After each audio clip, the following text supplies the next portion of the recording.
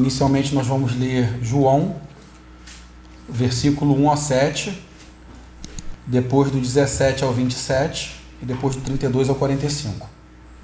Amém? Podemos? Diz assim a santa palavra do Senhor. Estava então enfermo um certo Lázaro, de Betânia, a aldeia de Maria e de sua irmã Marta. E Maria era aquela que tinha ungido o Senhor com unguento e lhe tinha enxugado os pés com os seus cabelos, cujo irmão Lázaro estava enfermo. Mandaram-lhe, pois, suas irmãs dizer: Senhor, eis que está enfermo aquele que tu amas. E Jesus, ouvindo isto, disse: Esta enfermidade não é para a morte, mas para a glória de Deus, para que o Filho de Deus seja glorificado por ela. Ora, Jesus amava a Marta e a sua irmã, e a Lázaro. Ouvindo, pois, que estava enfermo, ficou ainda 2 dias no lugar onde estava. Depois disto, disse a seus discípulos: Vamos outra vez para a Judéia.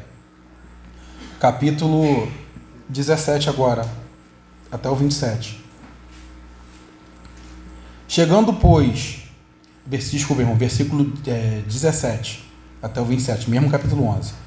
Chegando, pois, Jesus achou que havia 4 dias que estava na sepultura. Ora, Betânia distanciava de Jerusalém quase 15 estádios, e muitos dos judeus tinham ido consolar Marta e Maria acerca de seu irmão. Ouvindo, pois, Marta que Jesus vinha, saiu-lhe ao encontro. Maria, porém, ficou assentada em casa. Disse, pois, Marta a Jesus: Senhor, se tu estivesse aqui, meu irmão não teria morrido. Mas também agora sei que tudo quanto pedires a Deus, Deus te concederá. Disse-lhe Jesus: Teu irmão há de ressuscitar. Disse-lhe Maria: Disse Marta: Eu sei que há de ressuscitar na ressurreição do último dia. Disse-lhe Jesus: Eu sou a ressurreição e a vida. Quem crê em mim, ainda que morto, viverá. E todo aquele que vive e crê em mim, nunca morrerá. Crês tu isso? Disse-lhe ela: Sim, Senhor, creio que tu és o Cristo, o Filho de Deus, que havia de vir ao mundo. Versículo 32, agora ao 45. Tendo, pois, Maria chegado aonde Jesus estava, vendo-o, lançou-lhe aos seus pés, dizendo: Senhor, se tu estivesses aqui, meu irmão não teria morrido. Jesus, pois, quando viu-a chorar, também chorando, os judeus que com ela vinham, moveu-se em seu espírito e perturbou-se, e disse: Onde o puseste? Disseram-lhe: Senhor, vem ver. Jesus chorou. Disseram, pois, os judeus: Vede como o amava. E alguns deles disseram: Não podia ele, que abriu os olhos do cego, fazer também estas coisas, e a este não morreste? Jesus, pois, movendo-se outra vez em si mesmo, foi ao sepulcro, e era uma caverna onde tinha uma pedra posta sobre ela. Disse Jesus: Tirai a pedra. Marta, irmã do defunto, disse: Senhor, já cheira mal, pois já está de 4 dias. Disse-lhe Jesus: Não te disse que, se creres, verás a glória de Deus? Tiraram, pois, a pedra, e Jesus, levantando os olhos para o céu, disse: Pai, graças te dou por haveres ouvido. Eu bem sei que sempre me ouves, mas eu também sei disso por causa da multidão que está ao redor, para que creiam que tu me enviaste. E tendo dito isso, chamou com grande voz: Lázaro, vem para fora. E o defunto saiu, e tendo as mãos e pés ligados com faixas, e o seu rosto envolto num lenço, disse-lhe Jesus: Desligai-o, deixá-lo ir. Muitos, pois, dentre os judeus que tinham vindo a Maria, que tinham visto o que Jesus fizeram, creram nele. Amém? Até aqui, irmãos. Irmãos, esse é um texto, sem dúvida, um dos mais conhecidos no Novo Testamento. É um texto um pouco longo. Eu tentei fracioná-lo de uma forma que a gente não venha a perder a compreensão do texto.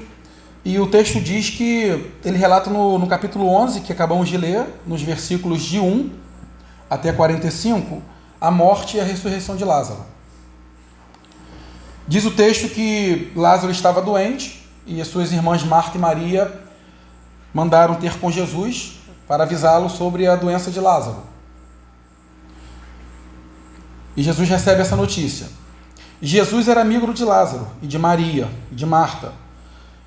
Tanto é que, se voltarmos um capítulo anterior, no capítulo 10, a gente tem um relato do fato de Jesus estar à casa de Marta e Maria.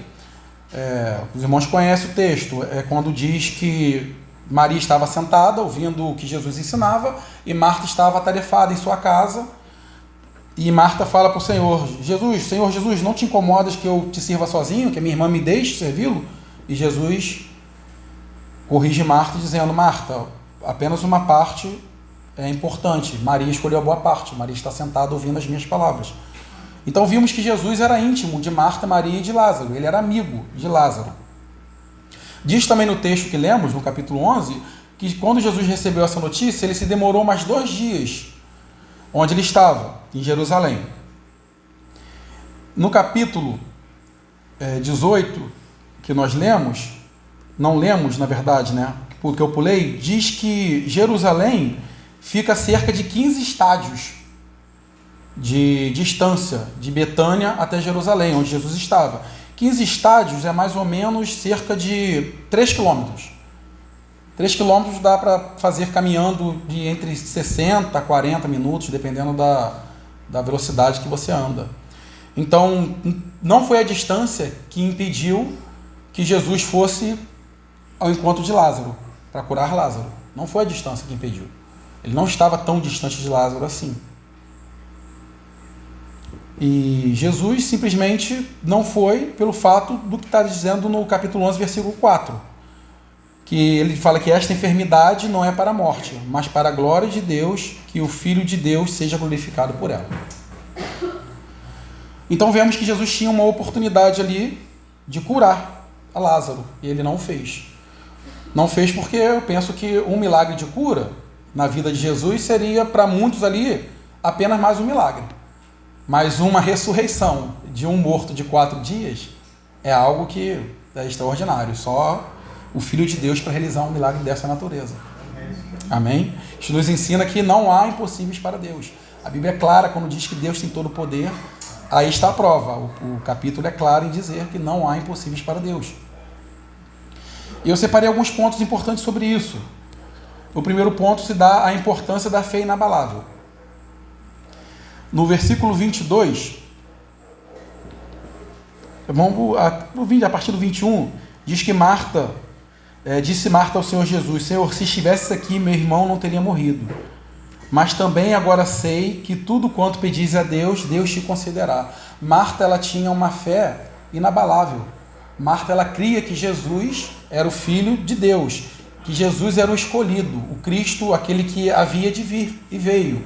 Então Marta ali, ela faz uma declaração pública sobre a fé em Jesus Cristo, o que ela conhece, o que ela via e o que ela cria de Jesus.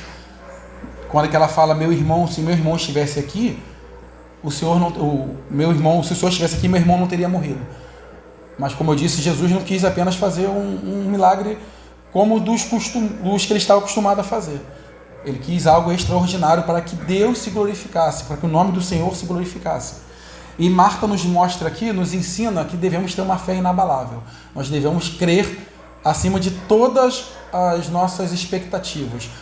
Quando tudo está contrário, quando parece que não tens esperança, quando parece que as circunstâncias são sombrias, os obstáculos muito grandes, aparentemente intransponíveis, Deus nos mostra, através da sua palavra, que Ele é Deus e que o melhor de Deus está por vir. Basta a gente crer.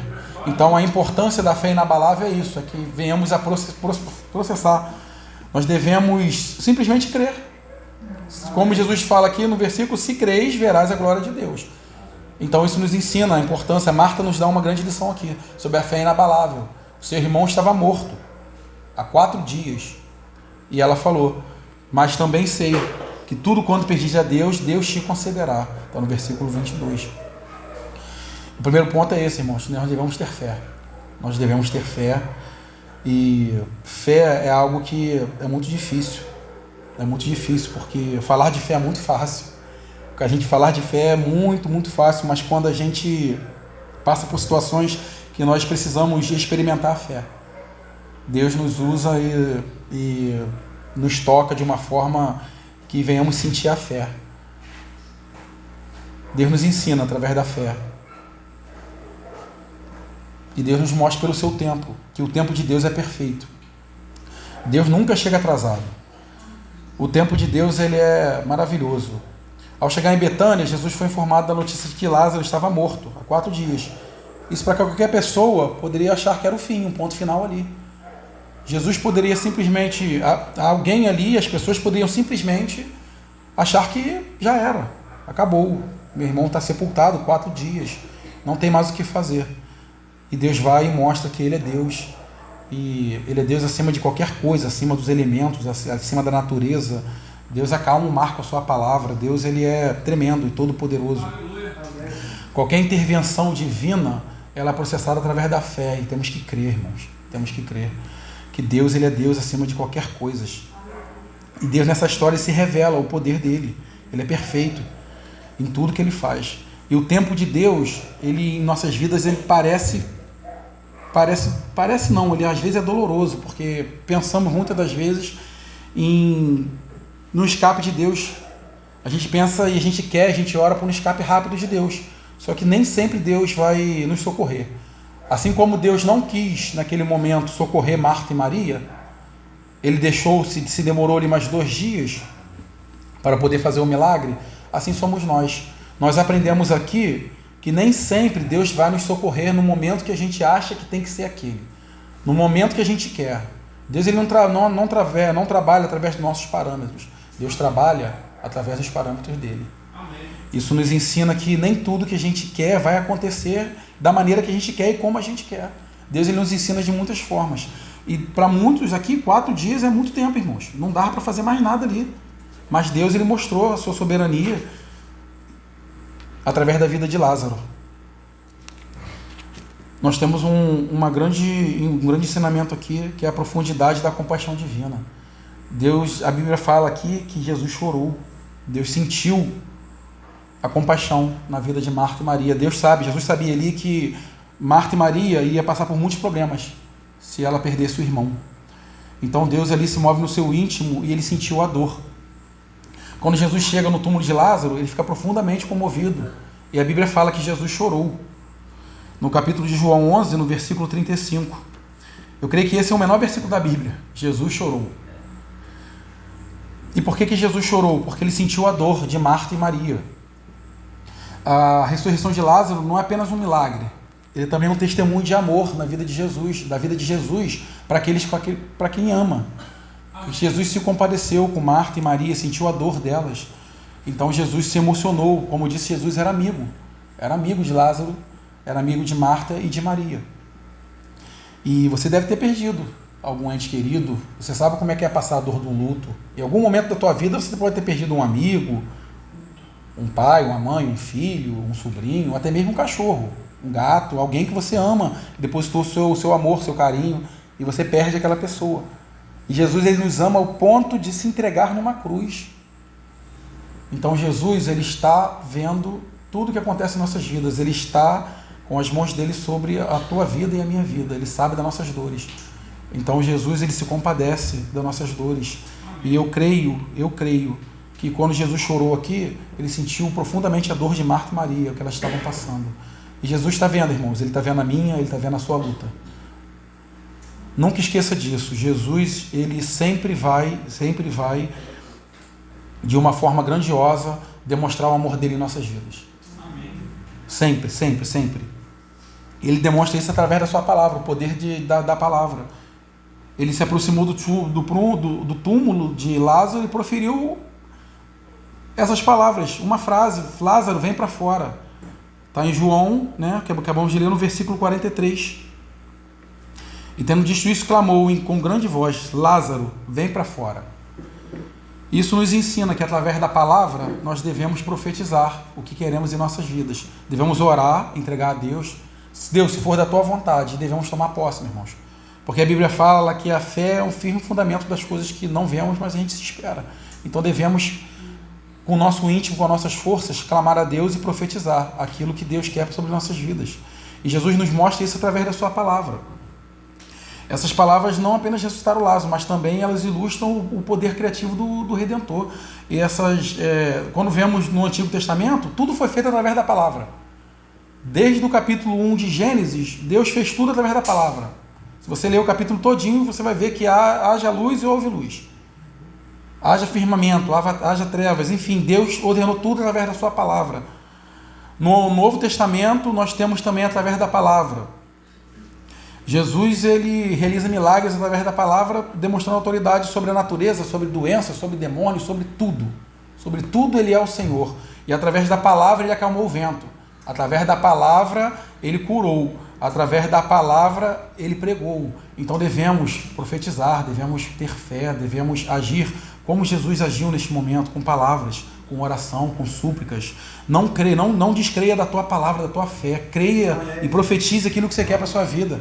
Eu estava no carro trabalhando, né? Os irmãos sabem, eu trabalho na Uber, e eu estava conversando com uma irmã sobre isso, e ela falou assim: meu filho, não adianta só orar, você tem que crer naquilo que você ora.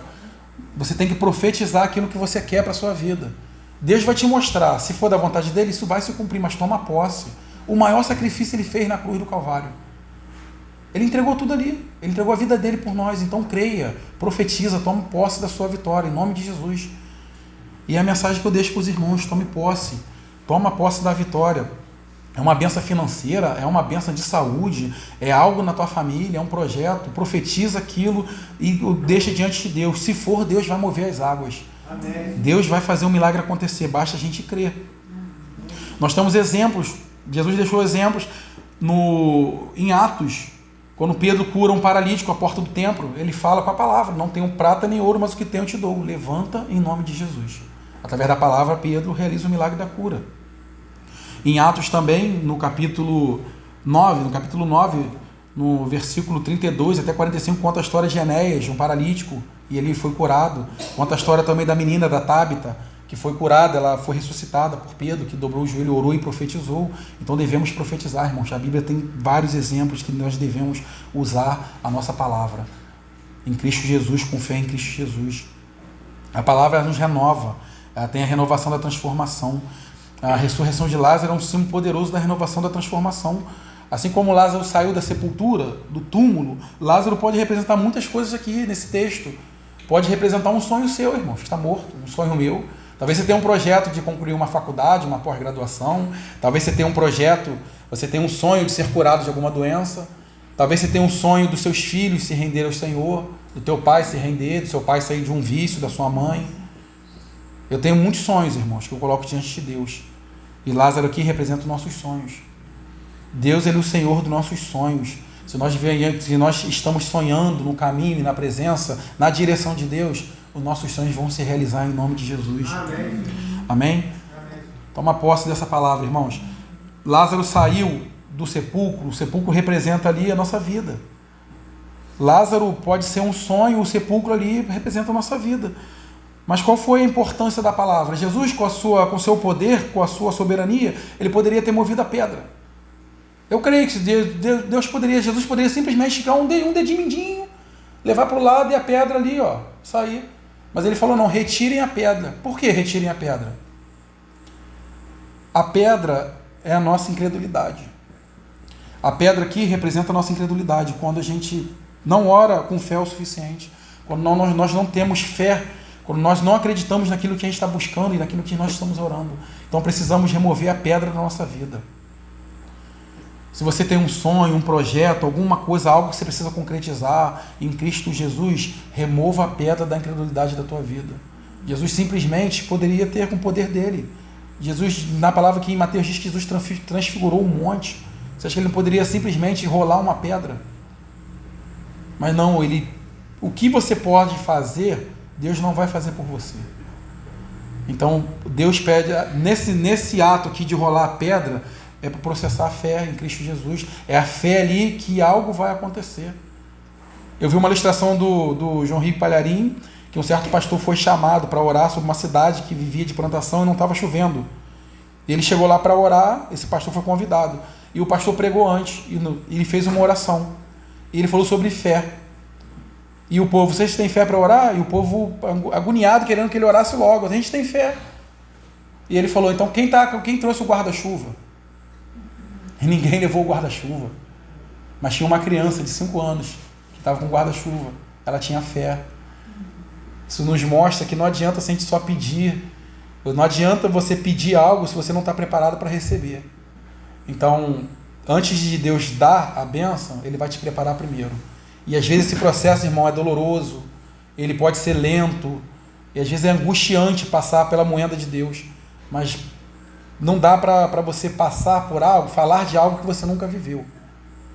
Assim é a palavra. Então, retira a pedra da sua vida, meu. A importância de retirar a pedra é a obediência a Deus. Marta, ela cria que Jesus era poderoso. É poderoso.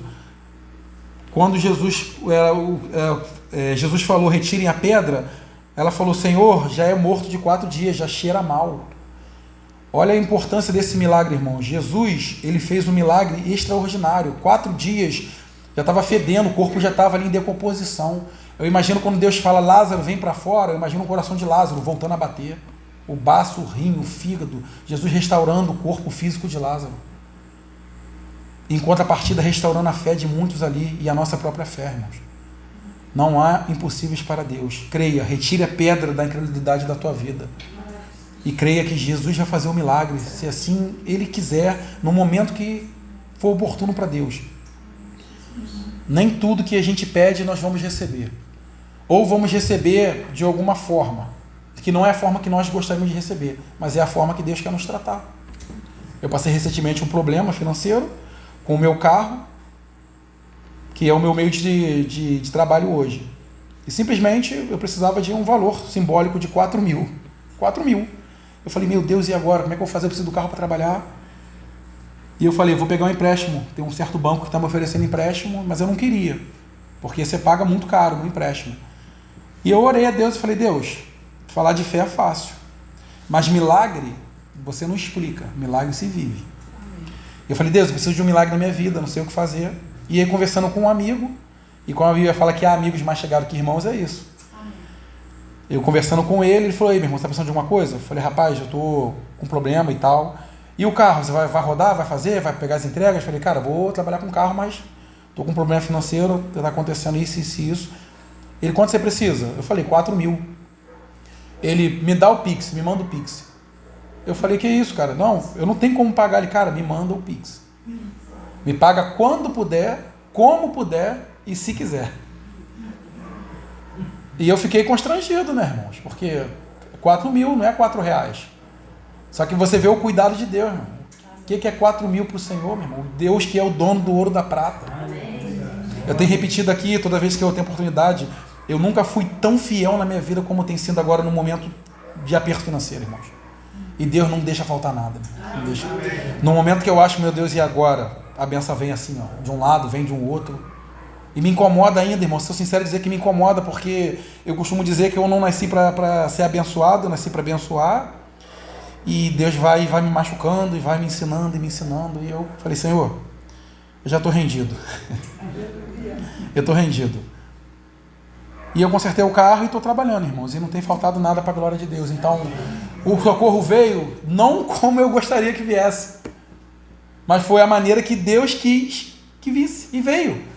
Então, nem sempre Deus vai te socorrer como você quer, meu irmão. Mas é como Ele quer. Porque como Ele quer, Ele vai te ensinar. Ele vai te ensinar. Amém? Então creia, irmão. Creia que Deus ele vai fazer muito mais em nossas vidas se nós nos colocarmos e nós obedecermos. Retire a pedra da sua vida. Como eu falei, Jesus poderia simplesmente ali rolar, mover a pedra. Ele poderia fazer flutuar aquela pedra. Mas não. Ele pediu para retirar a pedra. O que nós podemos fazer, Deus não vai fazer por nós. Se você quer passar num concurso, Deus não vai fazer cair a resposta na tua cabeça. Vai ter que estudar mesmo. Ele pode fazer você lembrar. Mas Ele dá a resposta para você, Ele não vai te dar a cola. Deus não é injusto com quem está estudando por muito tempo. Então, o que você pode fazer, você faça. Você quer abrir um negócio? Estude. Procure meios de como abrir esse negócio, como se sustentar naquele negócio. Faça a sua parte que Deus vai fazer a dele. Para muitos ali, era o final para Marta e Maria, era o fim para Lázaro. 4 dias morto de morto. E Deus vem ali e faz um milagre extraordinário. Deus ali, Ele quebra ali paradigmas. Deus mostra ali que Ele está acima de todas as coisas. Deus, Ele é tão Deus que Ele prediz a sua morte e ressurreição. E ele se doou por nós, irmãos. Foi como aquela irmã no carro disse, o maior preço foi pago, tudo foi entregue. Agora está tudo em nossas mãos. A gente tem que ter a certeza que Jesus, a gente tem a certeza nesse texto que ele é a ressurreição e a vida. Jesus declara, eu sou a ressurreição e a vida, e aquele que crê em mim, ainda que morra, viverá. Esta afirmação, ela centraliza a ressurreição. Como eu falei, ele mesmo, ainda que crê em mim, que morra, viverá. Jesus, ele ressuscitou. Eu não conheço ninguém que tenha morto e ressuscitado por si mesmo. Só Jesus. Ele é o Rei dos Reis, irmãos. Ele é o Senhor dos Senhores. Ele é o Messias prometido. Essa declaração de Jesus, ela continua ecoando aí pela eternidade e até a volta dele. Eu não sei qual é o teu problema. Eu não sei qual é a situação que você se encontra. Por mais difícil que pareça o cenário, por mais tenso que esteja o deserto na sua vida, meu irmão, creia. Creia que assim como foi na vida de Lázaro, como foi na vida de muitos outros que passaram pela história bíblica, Jesus, ele vai ser conosco. Eu não sei qual é a sua aprovação, os seus projetos, eu não sei o que está morto na sua vida, mas eu creio que Deus, ele é Deus para ressuscitar. Ele é Deus para ressuscitar sonhos, ele é Deus para ressuscitar projetos, ele é Deus para ressuscitar tudo aquilo que outrora você achou que estava esquecido. Só basta você crer, creia. Remove a pedra da incredulidade na sua vida e creia que Deus, ele é poderoso, ele nunca nos desampara. Amém, irmão? Ele nunca chega atrasado, a sua hora é perfeita e a sua maneira, como diz o louvor, é a mais linda. É a mais linda. Amém?